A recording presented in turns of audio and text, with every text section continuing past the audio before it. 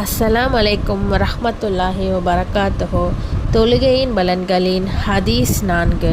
பாவ அழுக்குகளை போக்கும் தொழுகை. ரசூலுல்லாஹி ஸல்லல்லாஹு அலைஹி வஸல்லம் அவர்கள் கூற தாம் கேட்டதாக ஹஜ்ரத் அபூ ஹுரைரா ரலியல்லாஹு அன்ஹு அவர்கள் அறிவிக்கிறார்கள்.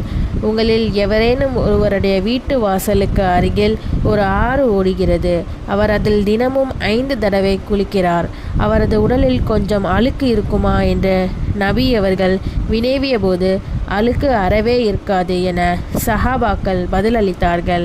அப்போது ரசூலுல்லாஹி ஸல்லல்லாஹு அலைஹி வஸல்லம் அவர்கள் 5 நேர தொழுகைகளும் இவ்வாறுதான். அவற்றின் காரணமாக அல்லாஹ் தஆலா பாவங்களை அழித்து விடுகிறான் என்று அருளினார்கள்.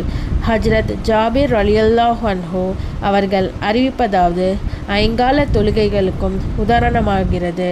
உங்களில் ஒருவருடைய வீட்டு வாசலுக்கு முன்னால் பெருக்கெடுத்து ஓடும் ஆழமான ஆற்றல் 5 முறை அவர் குளிப்பதை போன்றதாகும் என ரசூலுல்லாஹி ஸல்லல்லாஹு அலைஹி வஸல்லம் அவர்கள் அருளினார்கள்.